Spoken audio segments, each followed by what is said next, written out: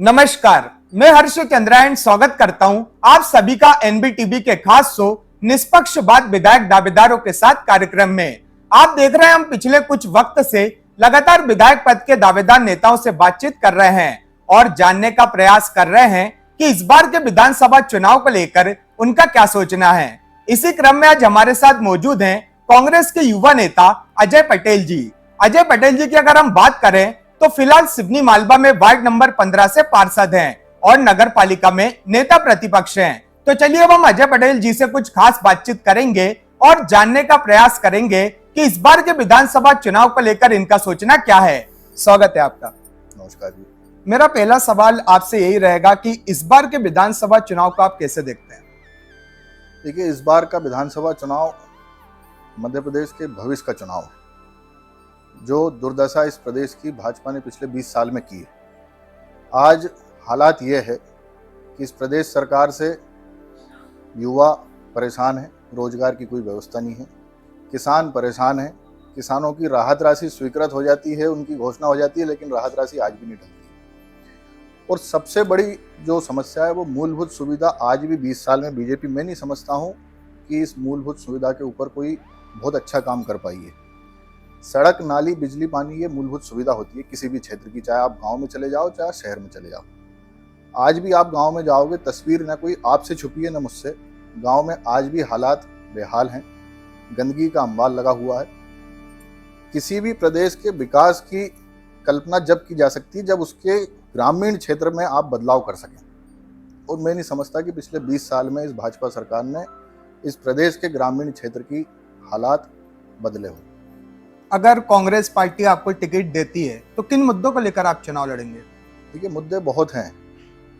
सबसे बड़ा मुद्दा तो अभी सिवनी मालवा में है रोजगार का। रोजगार का एक बहुत बड़ा संकट है सिवनी मालवा में। रोजगार के कोई साधन नहीं है। शिक्षा व्यवस्था चौपट है। शिक्षा व्यवस्था के ये हाल हैं, आप लोगों के बीच में ही मैंने एक बार एक मामला लाया था। एक हाई स्कूल जैसे स्कूल में पिछले 5 साल से बिजली की व्यवस्था नहीं थी। लाखों करोड़ों रुपए की लागत से उसमें कंप्यूटर लैब बना दी, लेकिन बिजली की कोई व्यवस्था नहीं करी। वो सब पूरा कंप्यूटर, पूरी लैब, पूरा मशीनरी सब कबाड़ हो रहा था। तो इस सरकार का केवल ध्यान है कमीशन खाने पे। जो मूलभूत सुविधा क्षेत्र की होना चाहिए, यहाँ के जनप्रतिनिधियों का जो कर्तव्य होना चाहिए कि इस क्षेत्र की दशा और दिशा को बदले, ये उसमें बिल्कुल विफल रहे हैं। आप एक युवा नेता के तौर पर देखे जाते हैं तो क्षेत्र के जो युवा बेरोजगार हैं, इनके भविष्य को आप कैसा देखते हैं? इनके भविष्य को यदि संवारने का काम किसी ने किया तो वो कांग्रेस पार्टी ने किया है। आज आप ग्राम पंचायत में जाइए, रोजगार सहायक का पद यदि किसी ने दिया तो कांग्रेस पार्टी ने दिया है। अतिथि शिक्षक का पद यदि डायरेक्ट पहले भर्ती ग्राम पंचायत के माध्यम से होती थी, जनपद पंचायत के माध्यम से, जनपद को ये पावर रहते थे कि किसी भी गाँव के पढ़े लिखे युवा को रोजगार के रूप में अतिथि शिक्षक बनाते थे। गाँव में जो भी पद है, कोटवार का पद दिया तो कांग्रेस ने दिया। इस क्षेत्र को केंद्रीय विद्यालय जैसी सौगात यदि दी है तो कांग्रेस ने दी है। और इस क्षेत्र का गौरव रहा यहाँ का सोयाबीन प्लांट, एशिया का सबसे बड़ा सोयाबीन प्लांट था, यदि वो देने का काम किसी ने किया तो कांग्रेस पार्टी ने किया। भाजपा वाले गिना दे एक भी उनकी उपलब्धि। लेकिन युवाओं को रोजगार देने के लिए बीजेपी सीखो कमाओ योजना लेकर आ रही है, इसको आप कैसे देखते हैं? ये 20 साल से कहाँ गए थे? ये सीखो कमाओ योजना, लाडली बहना योजना, ये सब योजना इनको चुनाव के समय क्यों याद आती है? और ये योजना कितनी सफल होगी ये तो समय बताएगा। आपने अभी बताया कि क्षेत्र में सोयाबीन प्लांट कांग्रेस ने दिया, लेकिन क्या कारण था कि कांग्रेस के शासन में सोयाबीन प्लांट बंद हो गया था? देखिए, ये तो कारण इसके बहुत से हैं। उसका व्यवस्थित चल नहीं पाना मैं समझता हूँ कि कारण रहा है इस क्षेत्र में सोयाबीन प्लांट का नहीं चल पाना। दूसरा, और भी कई मजबूरियाँ रही होंगी। मैं तो उस समय कोई बहुत ज़्यादा एक्टिव था नहीं, मेरी उम्र भी इतनी नहीं है कि मैंने उस समय देखा हो कि उसकी विफलता, लेकिन जो मैं लोगों से सुनते आया हूँ वो ये है कि कहीं ना कहीं अधिकारियों की लापरवाही के कारण वो सोयाबीन प्लांट बंद हुआ। अगर क्षेत्र की जनता आपको मौका देती है तो रोजगार के लिए आप क्या करेंगे? रोजगार के बहुत साधन। हमारे जो नेता हैं कमलनाथ जी एक विजनरी लीडर है। कमलनाथ जी के पास इस प्रदेश के विकास करने का एक विजन है। वो जानते हैं कि प्रदेश का, देश का विकास कैसे किया जा सकता है, और हमें हमारे नेता पर भरोसा है। हम तो हमारे स्तर पर प्रयास करेंगे, लेकिन हमारे नेता और हमारी पार्टी पर भरोसा है कि सिवनी मालवा को रोजगार के कई साधन उपलब्ध कराएगी। पिछले चुनाव में भाजपा ने जो वादे किए थे जनता से, कितने वादे पूरे हो पाए? अब ये तो भाजपा वालों से पूछिए, वो गिना दें कितने वादे उन्होंने पूरे किए। मैं नहीं समझता हूं इस शासन की एक भी योजना का लाभ इस प्रदेश के हर एक व्यक्ति को मिल रहा हो।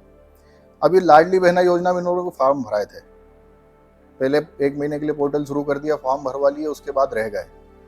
तो एक प्रकार से इनका चुनावी जुमला है कि हम लाडली बहना के फॉर्म फिर से भरवाएंगे। ये वापिस इन्होंने फॉर्म भरवाना शुरू किए, लेकिन उसके नियम आपको पता है, मुझे पता है, और आज अधिकारियों को, नेताओं को भी पता है कि वो फॉर्म केवल 21 से 23 साल की महिला जो छूट गई थी उनके फॉर्म भरवाए जा रहे थे, और जो महिला जिनके पास ट्रैक्टर था और उनके उस समय किसी कारणवश फॉर्म नहीं भराए गए, केवल उनके फॉर्म भरवाए गए थे। ये सरकार खुद नहीं चाहती है कि इसकी योजनाओं का लाभ प्रत्येक लोगों को, जो भी उसके हितग्राही है, उनको मिले। आज आप गांव में चले जाइए, ग्रामीण क्षेत्र में आपको कितने ही परिवार ऐसे मिलेंगे जिनके पास आज भी जो पात्र हैं गरीबी रेखा के राशन कार्ड के, लेकिन राशन कार्ड बनवाने के लिए दर दर की ठोकरें खा रहे हैं। ये सरकार केवल चुनाव के समय इसको नई नई योजना लाना, किसी प्रकार से प्रलोभन जनता को देकर के ये सरकार बनाती है। ये हम 3-4 बार से देखते आए हैं, और सरकार बनने के बाद ये 4 साल फिर जनता को भूल जाते हैं, फिर आखिरी साल 6 महीने में इनको फिर वापस जनता की याद आती है, और ये वही सब चल रहा है। आप इस चुनाव में कांग्रेस की स्थिति कैसे देख रहे हैं? कांग्रेस बहुत मजबूत है। कांग्रेस के कार्यकर्ताओं में उत्साह है।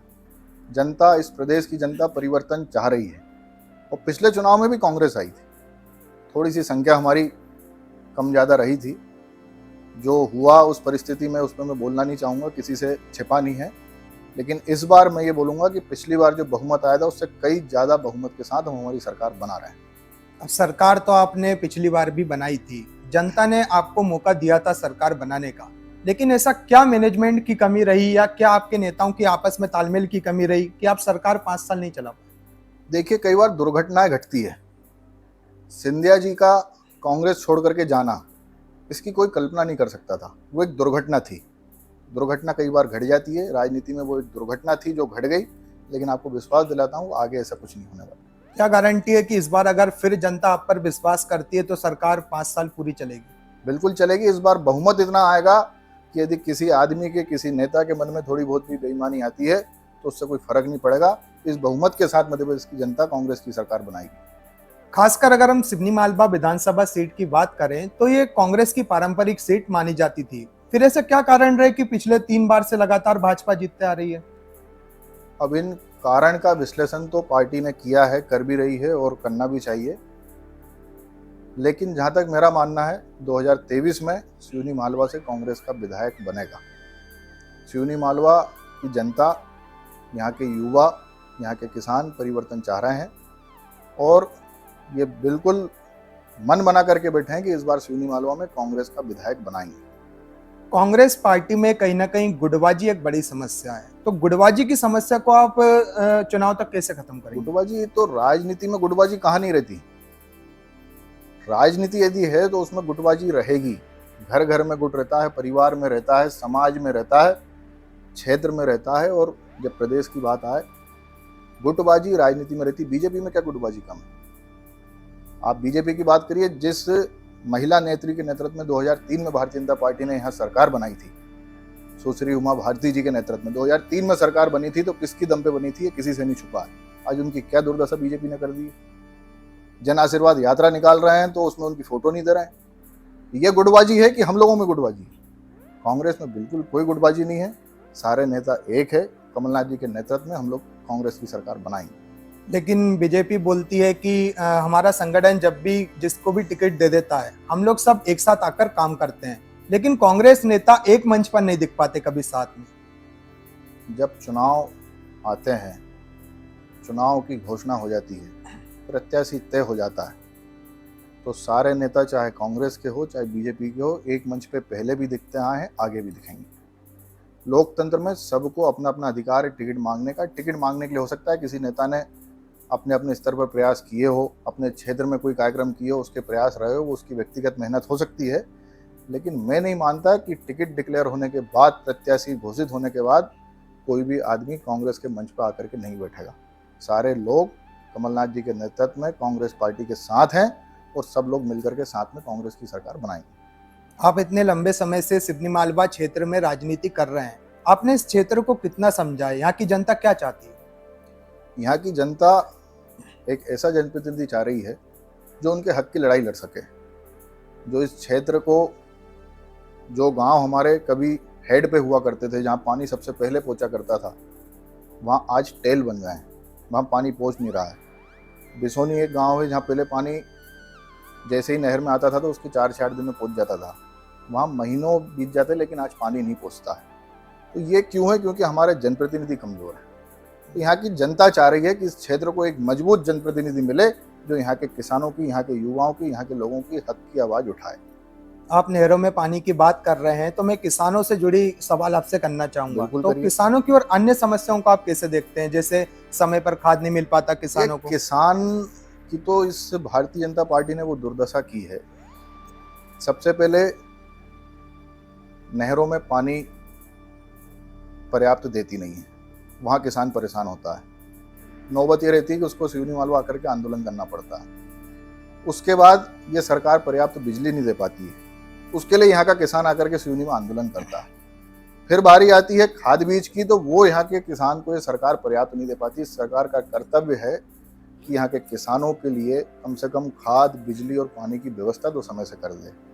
खाद जैसे तैसे वो किसान लाइन में लगता है, घंटों लाइन में लग के यहाँ से खाद की व्यवस्था करके ले जाता है, किसी नेताओं के कहने से, किसी अधिकारी के कहने से। कई बार किसी को 2 दिन पहले मिल जाता है, कोई 2 दिन परेशान होकर के ले जाता है। खाद ले जाने के बाद जब उसकी फसल पक के तैयार होती है और जब ये सरकार घोषणा करती है कि अब हम समर्थन मूल्य पर खरीदेंगे, तो वो घंटों लाइन लगा करके उसकी फसल बेचता है। किन हालातों में बेचता है ये आप और हम सबको पता है।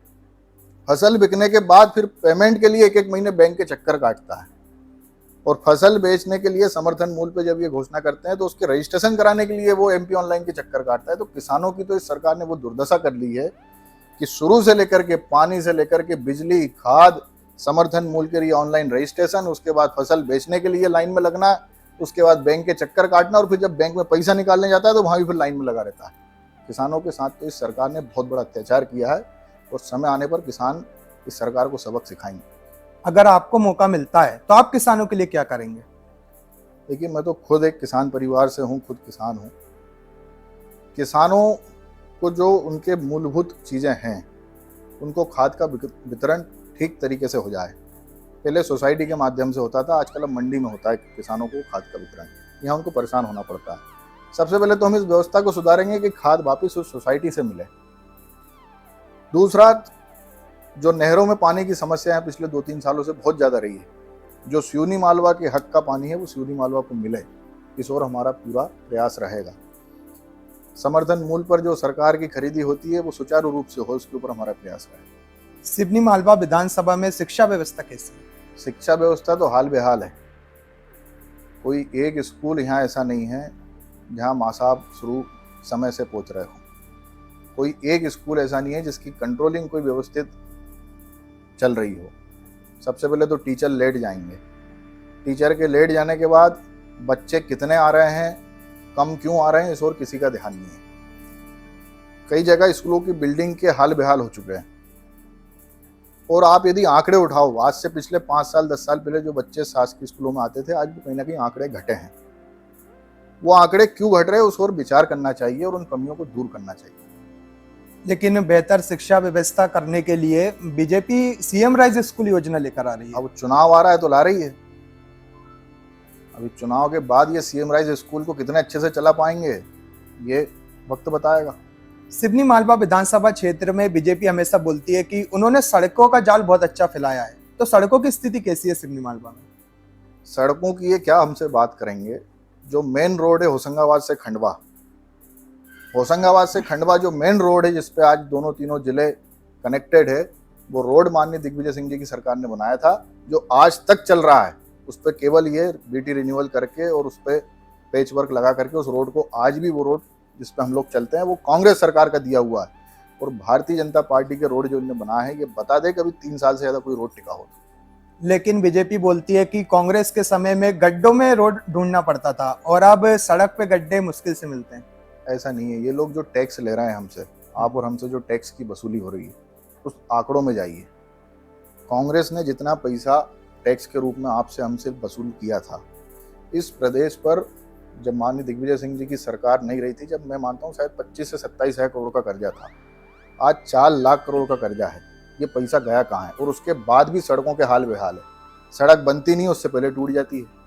अभी नगर में हमारा ये बीटी रिन्यूअल का काम हुआ था, आपको पता है, नगर में पूरे डामरीकरण हुआ है, वापिस गड्ढे पड़ गए हैं। तो सड़क में तो भारतीय जनता पार्टी कांग्रेस से बात कर नहीं सकती। ये लोग सड़कें बनाते नहीं, उससे पहले उखड़ पे ले जाती है।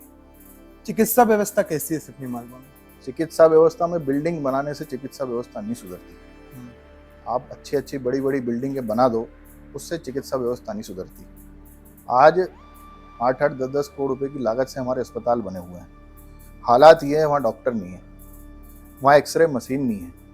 एक पुरानी मशीन रखी हुई है तो उससे फिल्म नहीं निकल पाती। सोनोग्राफी की कोई व्यवस्था नहीं है। MRI CT स्कैन की कोई मशीन नहीं है। डॉक्टर जो पर्याप्त इस हॉस्पिटल के लिए चाहिए थे, उसकी कमी आज भी है। 20 साल में इन लोगों का ध्यान इस ओर क्यों नहीं गया? ये सवाल है मेरा भारतीय जनता पार्टी के लोगों से। 20 साल हो गए आपको, आज भी यदि किसी महिला की डिलीवरी, यदि प्रसव होना है तो उसको लोग रेफर करते हैं होशंगाबाद। कई बार इनके पास यहाँ डॉक्टर नहीं रहते हैं जो उनका प्रसव समय से करा सके, और इसके परिणाम स्वरूप कई बार दुर्घटनाएं घटती हैं। चिकित्सा के क्षेत्र में भारतीय जनता पार्टी की सरकार, यहाँ के जनप्रतिनिधि पूर्णतः पूरी रूप से विफल रहे हैं। अगर जनता आपको मौका देती है तो बेहतर स्वास्थ्य सुविधा देने के लिए आप क्या करेंगे? यदि हमें मौका मिलेगा तो हम, हमारे जो भी उस समय चिकित्सा मंत्री रहेंगे, स्वास्थ्य मंत्री रहेंगे, उनसे बात करके यहाँ जो कम से कम डॉक्टरों के रिक्त पद है उनकी पूर्ति तो कर लेंगे। और जो नेसेसरी मशीनें जो होना चाहिए, जो मूलभूत मशीनें अस्पताल में होना चाहिए, एक्सरे, सोनोग्राफी, ये मशीनों के लिए हम पूरी ताकत के साथ प्रयास करेंगे, और मैं समझता हूँ कि हम सफल भी रहेंगे। सिवनी मालवा विधानसभा में आदिवासी वोटरों की संख्या भी काफी ज्यादा है, तो आदिवासियों की समस्याओं को आप कैसे देखते हैं? आदिवासियों के ऊपर तो किसी का ध्यान नहीं है। 20 साल से भारतीय जनता पार्टी है। अभी मैंने एक दिन अभी आप ही की कोई न्यूज़ में देखा था कि अभी वो आदिवासी अंचलों में जाकर के वो चरण पादुका वितरण कर रहे हैं। 20 साल से आप कहाँ गए थे? पिछले 4 साल से कहाँ थे? उनका जीवन यापन किस तरीके से, किस दुर्दशा में वो लोग रह रहे हैं, उसके ऊपर किसी का ध्यान नहीं है। अभी चुनाव आ गए हैं तो उनको फिर भी कुछ थोड़ा बहुत प्रलोभन देना उन्होंने शुरू कर दिया। आदिवासियों के ऊपर, आदिवासियों की सुविधाओं के ऊपर, उनकी समस्याओं के ऊपर मैं समझता हूँ कि यहाँ के भारतीय जनता पार्टी के लोगों ने आज तक कभी कोई ठोस काम नहीं किया जिसको वो गिनवा सके।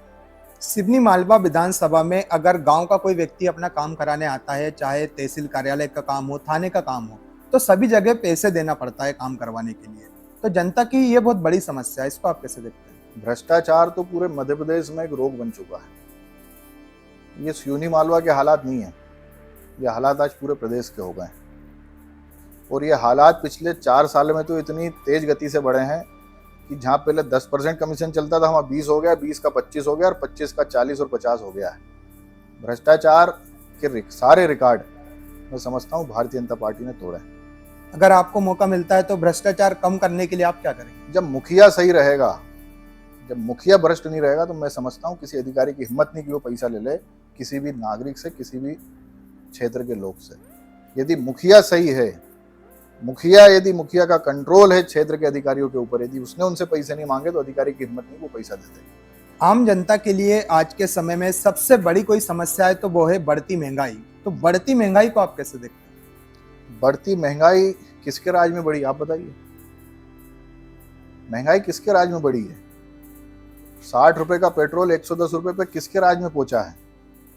तेल की कीमतें किस सरकार के राज में बढ़ी है? भारतीय जनता पार्टी महंगाई को काबू करने में पूरी तरीके से इस प्रदेश में नहीं, इस देश में विफल रही है। और अब इन लोगों को समझ नहीं आ रहा है कि महंगाई को कंट्रोल करेंगे कैसे, और इनसे होना भी नहीं है। मुंह चलाने में और देश चलाने में बहुत फर्क होता है। ये लोग केवल मुंह चला सकते हैं, देश चलाना इन लोगों के बस की बात नहीं। अब अगर आपको ऐसा लग रहा है कि भाजपा सरकार में महंगाई बढ़ी है, तो अगर आपको मौका मिलता है तो आप फिर कैसे महंगाई को कम करेंगे? हमारे नेता पर हमें भरोसा है, हमारे नेता पर, हमारे नेतृत्व पर और हमारी पार्टी पर हमें भरोसा है कि वो महंगाई को कम करके बताएगी। और बताया भी। जब मनमोहन सिंह जी की सरकार थी, जब उस पूरे वर्ल्ड में मंदी छाई थी, जब भारत ऐसे देश में से एक था जहां मंदी का असर नहीं पड़ा था, तो ये हमारी नीतियां रहती है। हमारे नेताओं के ऊपर हमें भरोसा है कि उनके नेतृत्व में ये देश और ये प्रदेश प्रगति करेगा और महंगाई कम होगी। अगर हम मान लें कि जनता आपको मौका देती है और मध्य प्रदेश में कांग्रेस की सरकार बनती है, तो आप विकास कार्य करेंगे कैसे, क्योंकि मध्य प्रदेश शासन पर तो करोड़ों का कर्जा है।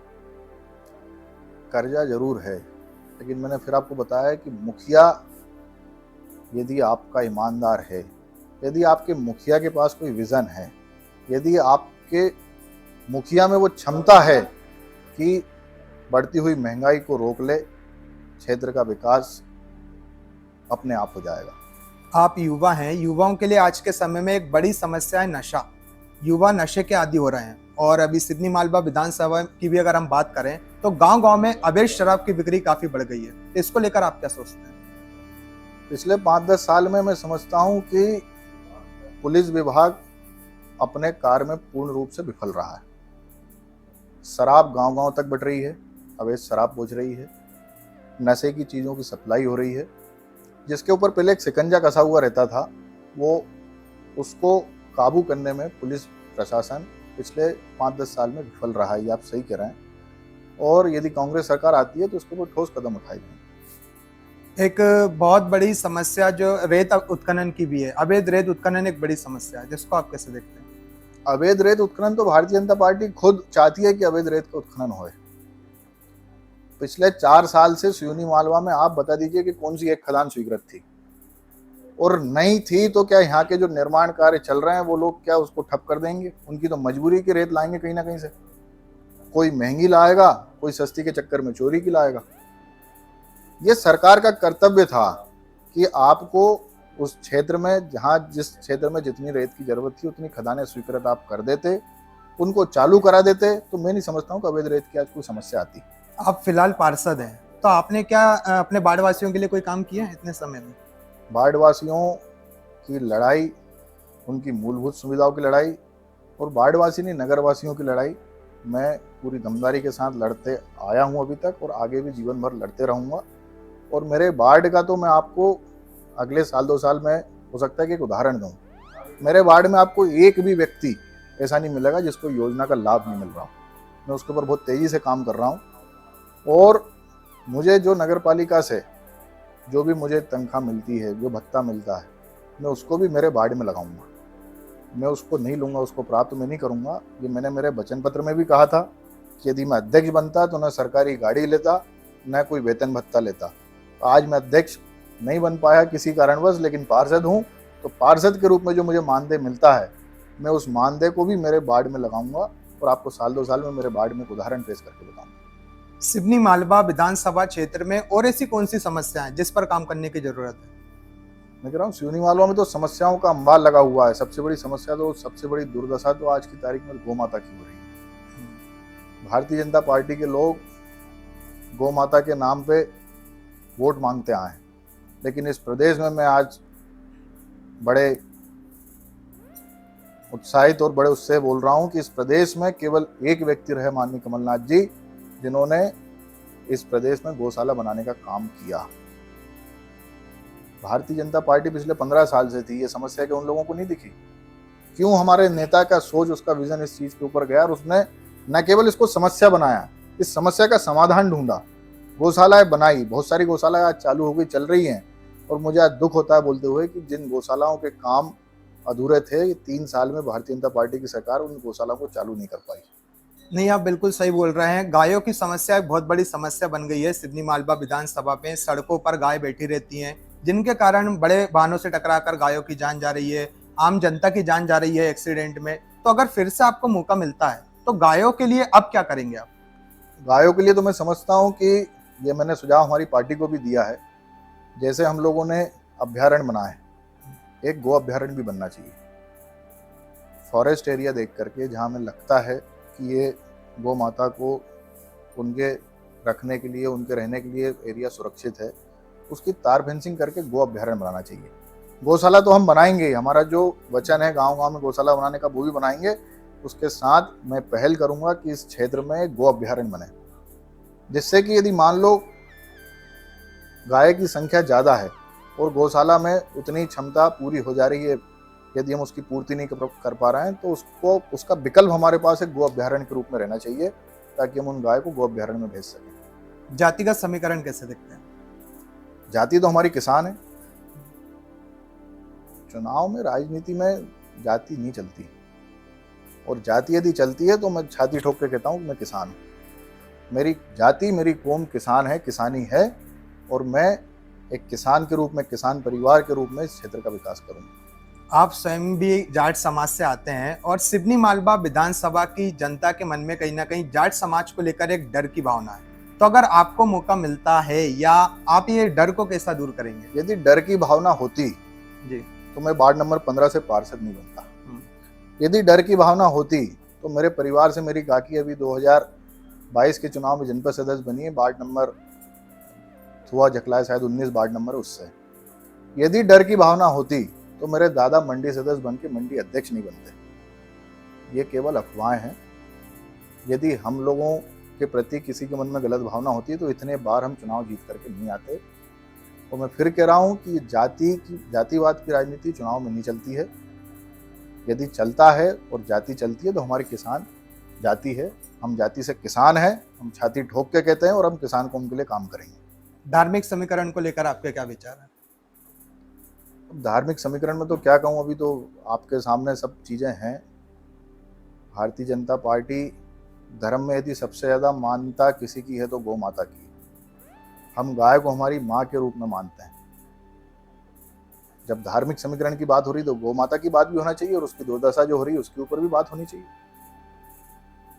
अगर हम आपकी बात करें तो आप अभी युवा हैं और सिवनी मालवा विधानसभा में आपके अलावा अन्य भी कांग्रेस से बहुत सारे दावेदार हैं, तो आपके अंदर ऐसी कौन सी खासियत है जो पार्टी आपको टिकट देने पर विचार करे? अब जो खासियत है ये तो पार्टी ढूंढे, ये मैं आप लोग को कैसे बताऊं। यदि पार्टी को लगेगी खासियत कोई है तो आज मौका देगी, आज से 5 साल बाद लगेगी तो 5 साल बाद देगी, कभी नहीं लगेगी तो शायद हो सकता नहीं भी दे, लेकिन हम पार्टी के साथ हैं। वो जिसको चाहे, जिसको हमारे से सर्वश्रेष्ठ माने उसको टिकट दे दे। हम कांग्रेस पार्टी के साथ हैं और तन मन से कांग्रेस पार्टी का काम करेंगे। अगर किन्हीं कारणों से आपको टिकट नहीं मिलती है तो क्या फिर भी चुनाव लड़ेंगे? नहीं, चुनाव मुझे जो लड़ना था मैंने लड़ लिया। पार्टी किसी दूसरे को टिकट देगी तो उसका साथ दूंगा। इसके बाद यदि पार्टी समझती है कभी आगे भविष्य में कि मुझे सिवनी मालवा से उनका उम्मीदवार होना चाहिए तो वो तय कर लेगी। क्या राजनीति में हमारा भविष्य हमारे हाथ में नहीं रहता, एक हमारी पार्टी के हाथ में रहता है, दूसरा हमारे क्षेत्र की जनता के हाथ में। तो मेरा जो भविष्य राजनीति में तय करना वो मेरी पार्टी ने तय करना है और पार्टी के तय करने के बाद मेरे क्षेत्र की जनता ने तय करना है। इस बारे में ज्यादा सोचता नहीं। मुझे मेरी उम्र के हिसाब से पार्टी ने बहुत कुछ दिया। इस क्षेत्र की जनता ने, मेरे वार्ड नंबर 15 के परिवार वालों ने बहुत कुछ दिया। मैं सबसे युवा पार्षदों में चुना गया। मध्य प्रदेश के सबसे कम उम्र लड़ने वाले नगर पालिका अध्यक्षों में एक रहा। मध्य प्रदेश का सबसे कम उम्र का नगर पालिका में नेता प्रतिपक्ष हूँ और मध्य प्रदेश की युवा कांग्रेस में प्रदेश सचिव हूँ। तो मुझे बिना मांगे और बिना बोले मेरे क्षेत्र की जनता ने और मेरी पार्टी ने मुझे बहुत कुछ दिया, उससे मैं संतुष्ट हूँ। आगे कभी और कुछ ऐसा विचार पार्टी का रहेगा तो मेरी तरफ से कभी ना नहीं रहेगी। मैं पार्टी के लिए खड़ा हूँ। पार्टी जो भी आदेश करेगी उस आदेश का पालन करूँगा। अगर कांग्रेस पार्टी आपको टिकट देती है, अगर हम माने कि पार्टी आपको टिकट देती है, तो क्या आप चुनाव लड़ने के लिए पूरी तरह से तैयार हैं? बिल्कुल तैयार है। कांग्रेस का कार्यकर्ता तैयार है।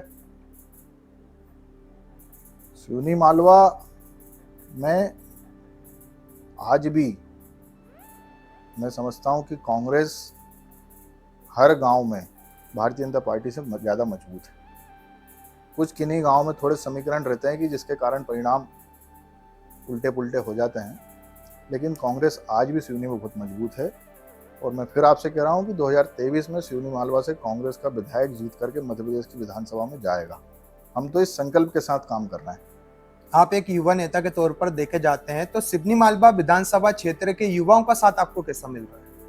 युवाओं का तो सब, मेरे भाइयों का मुझे प्यार मेरे जो चुनाव लड़ा उसमें ही मिला, अभी भी मिल रहा है और आगे भी जीवन भर मिलता रहेगा। और अगर किन्हीं कारणों से पार्टी आपको टिकट नहीं देती, कोई दूसरे नेता को टिकट देती है, तो फिर इस विधानसभा चुनाव में आपकी भूमिका कैसी रहेगी? हम पूरी दमदारी से उनका साथ देंगे, पूरी दमखम से, चाहे कैंडिडेट कोई भी आए। हमारा प्रत्याशी तय हो चुका है, हाथ का पंजा। हमारे नेता तय हो चुके हैं, माननीय कमलनाथ जी।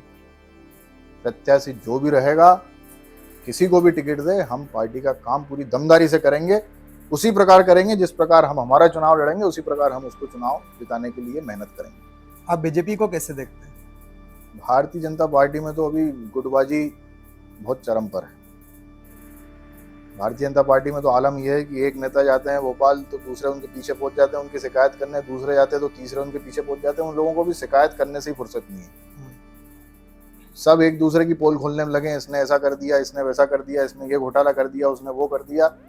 भारतीय जनता पार्टी तो आपसी लड़ाई में खत्म हो जाएगी। मैं समझता हूँ कि इस चुनाव में भारतीय जनता पार्टी में जो आपसी गुटबाजी चल रही है, जो अंतर्कलह चल रही है, जो उनके नेताओं का मनमुटाव चल रहा है, इसका फायदा भी कहीं ना कहीं विपक्षी दल को मिलेगा। बीजेपी का ये मानना है कि कहीं से भी आप उनके बराबरी में नहीं दिख रहे हैं। कांग्रेस को लेकर ये विचार है बीजेपी के। यदि सिवनी मालवा सीट से वो 40-50 हजार वोट से जीतते तो हम मान सकते थे। 2 लाख मतदाता में आप 2-4-5-10 हजार वोट से जीते हो, और यदि आप विपक्ष को ये मान के चल रहे हो कि उनकी कहीं ना कहीं बराबरी में नहीं है, तो आपकी नादानी है, और इस नादानी का नुकसान आपको उठाना पड़ेगा। बीजेपी के अलावा अगर हम बात करें तो आम आदमी पार्टी और गोंडवाना गणतंत्र पार्टी भी इस बार चुनाव लड़ने की तैयारी कर रही है, तो इनको आप कैसे देखते हैं? लोकतंत्र में सभी को अधिकार है, सभी राजनीतिक दलों को अधिकार है कि वो अपने अपने विचार लेकर के, अपनी अपनी योजनाएं लेकर के जनता के बीच में जाएं। आम आदमी पार्टी भी वही काम कर रही है, गोंडवाना गणतंत्र पार्टी भी वही काम कर रही है। सब अपने अपने विचार लेकर के जा रहे हैं। अब ये जनता के हाथ में है कि किसको मौका दे, किसके विचार जनता को अच्छे लगते हैं, कौन नेतृत्व उनको अच्छा लगता है और किसके साथ वो जाए। कमलनाथ के द्वारा तमाम प्रकार के वादे किए जा रहे हैं कि अगर हमारी सरकार बनती है तो हम ये योजनाएं लाएंगे या फिर ये फायदे देंगे, तो क्या स्थानीय लेवल पे आपके द्वारा कोई वचन पत्र तैयार किया जाएगा? हाँ, अभी सुनने में आया है कि हम लोगों को स्थानीय संभाग और जिले के हिसाब से भी वचन पत्र बना रहे हैं।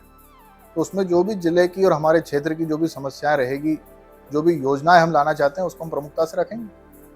जनता को क्या संदेश देना चाहेंगे?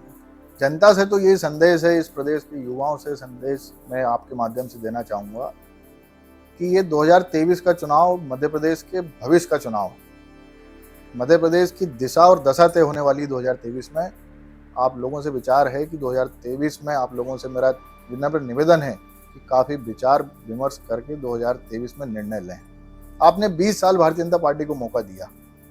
आप आपके आसपास क्षेत्र की तस्वीर देखें, कहीं आपको जाने की जरूरत नहीं है। आपके घर में देखें, जो परिवार में आज पढ़ा लिखा युवा घर बैठा है, आप इस बात के ऊपर विचार करें कि आज उसके पास रोजगार क्यों नहीं है और उसके लिए जिम्मेदार कौन है। मैं घर के जो मुखिया हैं, जो भी इस क्षेत्र के मुखिया, उनको बोलना चाहूँगा, घर घर के मुखिया को बोलना चाहूँगा कि आप अपनी बचत कितनी कर पाएँ पिछले 5, 10, 15, 20 साल में देखें। आपकी आमदनी और आपके खर्चे कितने बढ़ गए हैं। खर्चे आप स्वाभाविक रूप से नहीं कर रहे हैं, खर्चे करने पर मजबूर आपको सरकार कर रही है। इतने टैक्स आपके ऊपर लाद दिए गए हैं, जीएसटी आप लोगों के ऊपर लाद दिया गया है। आप लोग इधर जेब में पैसा रखते नहीं कि यहाँ से नीचे फिर निकल जाता है। सरकार ने ऐसी योजना बना रखी, उसके लिए आप और हम जिम्मेदार नहीं हैं। तो आपसे तो हाथ जोड़ करके मेरा निवेदन है कि इस मध्य प्रदेश के भविष्य का चुनाव है, काफ़ी सोच समझ करके निर्णय लें, और कहीं आपको किसी को देखने की जरूरत नहीं। आपके आसपास, आपके घर परिवार, आपके गली मोहल्ले में आप भाजपा का विकास भी देख सकते हो और आपके क्षेत्र की दुर्दशा भी देख सकते हो, और उसको देख करके आप निर्णय लीजिए। अब पार्टी किसको टिकट देगी, फिर जनता किसको मौका देगी, ये तो खैर वक्त ही बताएगा। लेकिन आपने हमारे आमंत्रण को स्वीकार किया और अपने कीमती वक्त में से हमें समय दिया, उसके लिए आपका बहुत बहुत धन्यवाद। तो आपने देखा भी, हमने कांग्रेस नेता अजय पटेल जी से खास बातचीत की। इन्होंने हमारे सारे सवालों का बहुत ही अच्छा और सटीक जवाब दिया। आगे फिर हम एक नए दावेदार के साथ आपके बीच में आएंगे। तब तक अपना और अपने परिवार का ध्यान रखिए और एनबीटीवी देखते रहिए। धन्यवाद।